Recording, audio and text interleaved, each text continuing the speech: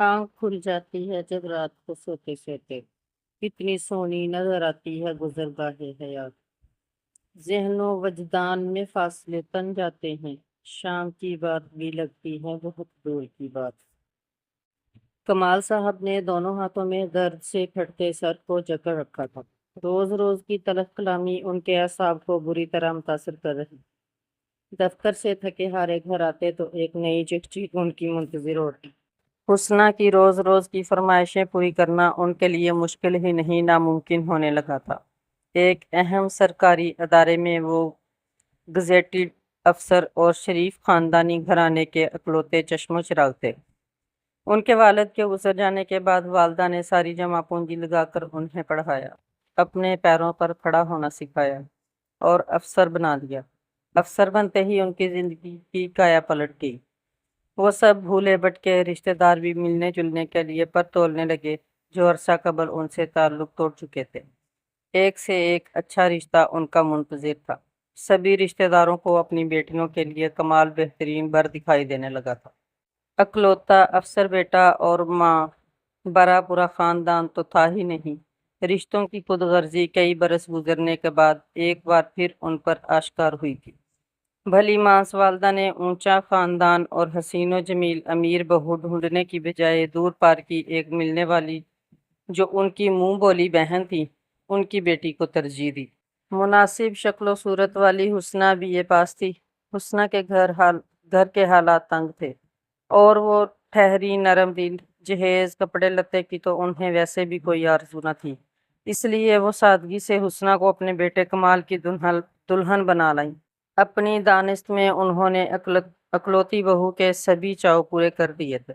اچھی بری تیار کی اور اپنا سونے کا سیٹ بہو کو چڑھا دیا، پر ان کے وہم و گمان میں بھی نہ تھا کہ بہو کے آنے سے ان کے پرسکون گھر کے حالات کیسے کروٹ بدلنے والے ہیں۔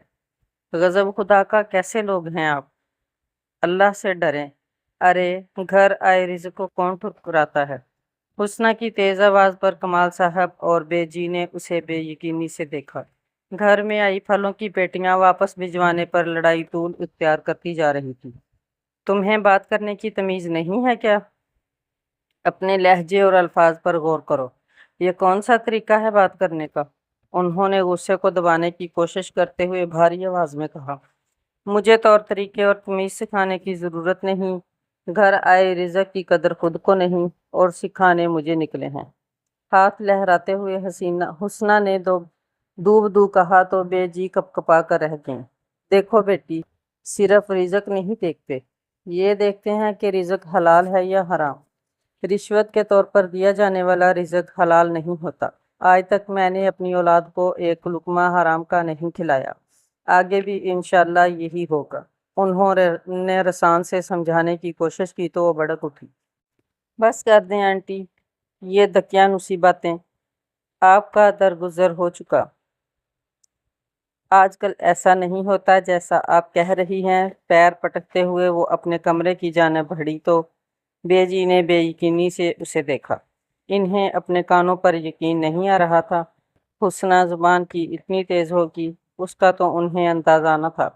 کیا فائدہ ایسی تعلیم کا جو اچھی تربیت نہ کر سکی اور اچھے برے میں فرق نہ سکھا سکی۔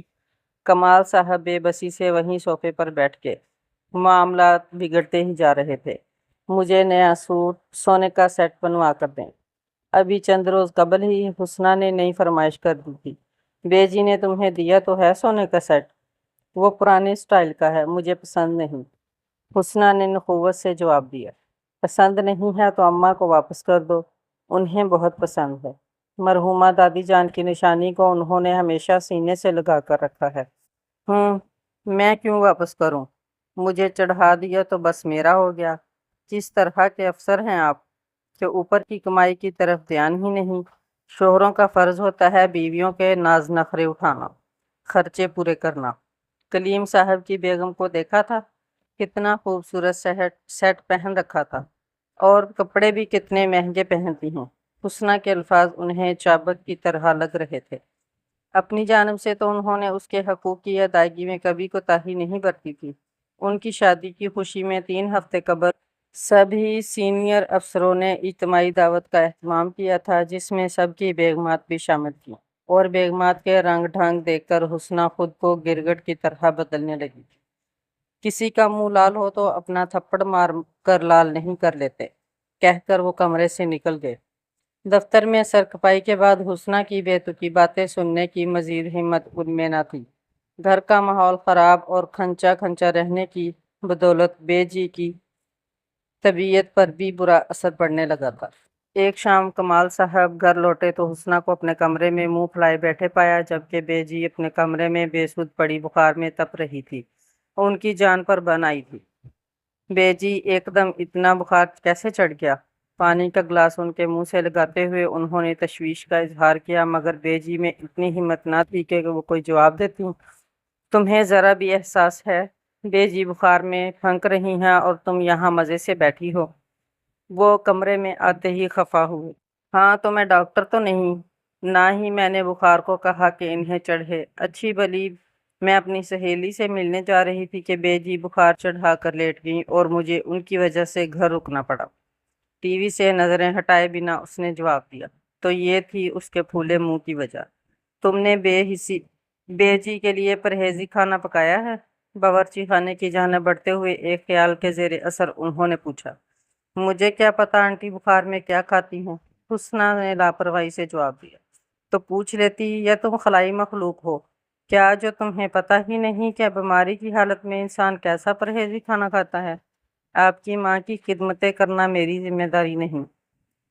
ٹی وی کا ریموٹ پٹکتے ہوئے اس نے کچھ ایسے انداز میں کہا کہ وہ بڑک اٹھے۔ کیسی بے حس اور خود غرض عورت ہو تم! میری قسمت پھوٹی جو بے جی نے تم جیسی عورت کو بہو بنانے کا فیصلہ کیا۔ غصے سے کمال صاحب کی آواز پھٹ پڑی تھی۔ زبان سنبھال کے بات کرے، تم جیسی عورت سے کیا مراد ہے آپ کا؟ بیوی ہوں آپ کی، کوئی ملازم نہیں۔ ہم بھی تمہارے ملازم نہیں جو بس تمہارے ناز نخرے ہی اٹھاتے رہیں۔ اگر تمہارے دل میں اس گھر کے مکینوں کے لیے جگہ نہیں تو اس گھر میں بھی تمہارے لیے کوئی جگہ نہیں۔ تنبیہی انداز میں کہہ کر وہ بے جی کے لیے دلیا بنانے کی غرض سے باورچی خانے میں چلے آئے۔ اپنے پیچھے انہیں حسنہ کی تیز آوازیں سنائی دی مگر انہوں نے پرواہ نہ کی۔ بے جی کو دلیا اور دوائی کھلا کر وہ گھنٹے بھر بعد کمرے میں آئے تو خالی بکھرا کمرہ چیخ چیخ کر بتا رہا تھا کہ اس کا حشر بگاڑ کر وہ جا چکی ہے۔ کاش کہ تم نے یہ بھی سیکھا ہوتا کہ اپنے خواب اور چاؤ پورے کرنے کے چکر میں دوسروں کی زندگیاں عذاب نہیں بناتے۔ زیر لب بڑبڑاتے ہوئے کمرے کا پھیلاوا سمیٹ رہے تھے۔ بڑی خوش قسمت ہو تم حسنہ، مختصر سی سسرال ہے تمہاری۔ ساس تو بڑی بھلی مانس اور سادہ سی ہے، شروع سے ہی انہیں دبا کر رکھنا، اپنی منمانی کرو گی تو ٹھیک رہو گی، انہیں موقع نہ دینا کہ یہ لوگ تم پر حکمرانی کریں۔ شادی کے موقع پر اس کی تیز ترار دوست نے مشورہ دیا تھا اور حسنہ نے اسے پلو سے کس کر باندھ بھی لیا تھا۔ اسے لگا کہ شریف لوگوں کو وہ بآسانی دبا لے گی۔ وہ تو سمجھ رہی تھی کہ شادی کے نام پر اس کی لاٹری نکل آئی ہے اور اب اس کا کام صرف اپنے چاؤ پورے کرنا اور ناز اٹھوانا ہے۔ شوہر سے جھگڑ کر میکے آنے کے بعد حسنہ پر یہ حقیقت آشکار ہوئی کہ شوہر کے دم سے ہی بیوی کی عزت ہوتی ہے۔ وہ سب لوگ جو کمال صاحب کے ساتھ شادی ہونے کے بعد اس کے آگے پیچھے بچھے جا رہے تھے وہی اب اس کی زبان کی تیزی اور فطرت کو لے کر پورے خاندان میں باتیں پھیلا رہے تھے۔ ابھی اسے میکے آئے 3 روز بھی مشکل سے ہوئے تھے کہ اس روز اماں نے اسپاٹ آواز میں پوچھا، اپنے گھر کب جاؤ گی حسنہ؟ تو وہ چونکی۔ کیوں اماں، یہ میرا گھر نہیں؟ میرا خیال ہے اب تمہیں اپنے گھر جانا چاہیے۔ انہوں نے اس کا سوال یکسر نثر انداز کرتے ہوئے مشورہ دیا۔ اللہ کا شکر ادا کرو حسنہ کہ گھر بیٹھے تمہیں اتنا اچھا رشتہ ملا، ورنہ کمال کے لیے رشتوں کی کمی نہ تھی۔ جیسے ہمارے گھر کے حالات ہیں اور جیسی تمہاری فطرت ہے، آس پاس میں سے تو کوئی رشتہ لینے کو تیار نہ تھا۔ بہت اچھا، قابل شوہر، شریف خاندان اور نیک فطرت ساس جسے تم نے ماں سمجھا ہی نہیں، ان کے دلوں میں جگہ بنا کر تم ساری زندگی اس گھر پر رائی کر سکتی ہو۔ یاد رکھنا، اچھی بیوی ہی اچھی ماں بنتی ہے اور آنے والی نسلوں کی اچھی تربیت صرف اچھی مائیں ہی کر سکتی ہیں۔ لیکن اماں، ان کو میری فرمائشیں بھی تو پوری کرنی چاہیے، اس نے منہ بگاڑتے ہوئے کہا۔ کن ہواؤں میں اڑ رہی ہو تم؟ سر پر چھت، کھانے کو رزق حلال، پہننے کو اچھے کپڑے، احساس کرنے والا شوہر، سر پہ کوئی فالتو ذمہ داریاں نہیں، پھر بھی تم خوش نہیں؟ اپنا گھر اپنے ہاتھوں سے اجاڑ کر کہاں جاؤ گی؟ یہاں آؤ گی؟ نہ کھانے کو اچھا، نہ پہننے کو ڈھنگ کا، اور انہوں نے اسے سوچ میں ڈوبتے دیکھ کر دانستہ جملہ ادھورا چھوڑا اور خاموشی سے کمرے سے نکل گیا۔ کافی سوچ بچار کے بعد حسنہ نے کمال کو واٹس ایپ کیا، آپ مجھے لینے کب آئیں گے؟ میں تمہیں لینے نہیں آؤں گا، اور تم خود آنے کا سوچ رہی ہو تب تک نہ آنا جب تک تمہارا دماغ درست نہ ہو جائے۔ میرے گھر میں کسی ایسی عورت کے لیے جگہ نہیں جسے حلال حرام اور بڑے چھوٹے کی تمیز نہ ہو۔ کمال صاحب کے جوابی پیغام نے اسے ٹھٹکنے پر مجبور کر دیا۔ اسے اپنے پاؤں کے نیچے سے زمین نکلتی محسوس ہوئی۔ وہ کس زوم میں تھی؟ بے چینی سے ہاتھ ملتے ہوئے وہ اب اپنے ناروا رویے اور بد زبانی پر پچھتا رہی تھی۔ اگلی شام وہ اپنا سامان سمیٹ کر خود ہی گھر آ گئی تھی۔ بی جی کا بخار اتر چکا تھا، مگر وہ کافی کمزور لگ رہی تھی۔ اسے دیکھ کر ان کے چہرے پر خوشی کی کرنیں پھیلی، جبکہ کمال صاحب نے اس کی جانب دیکھنا بھی گوارا نہیں کیا تھا۔ السلام علیکم۔ وعلیکم السلام۔ آ گئی میری بیٹی، کیسی رہی تمہاری دوست کی شادی؟ بے جی کی نکاحت زدہ آواز میں چھپی اپنائیت آج اسے پہلی بار محسوس ہوئی تھی۔ ان کے سوال پر حسنہ نے ناسمجھی سے بے جی کو دیکھا۔ کمال نے بتایا تھا کہ تمہاری دیرینہ دوست کی شادی تھی، اس لیے تمہیں جانا پڑا۔ اس نے شکر گزاری کی نظر سے ان کی جانب دیکھا۔ اپنی ماں کے سامنے انہوں نے بیوی کا پردہ اور عزت رکھ لی تھی، اپنے بیچ کی لڑائی اور کلامی کا اشتہار نہیں لگایا تھا۔ اچھی ہو گئی ہے بی جی، حسنہ نے جواب دیا تو کمال صاحب نے زیر نگاہوں سے اس کی جانب دیکھا۔ آج پہلی بار اس نے بے جی کہا تھا، اور تو اور اس کے تیور بھی بدلے ہوئے لگ رہے تھے۔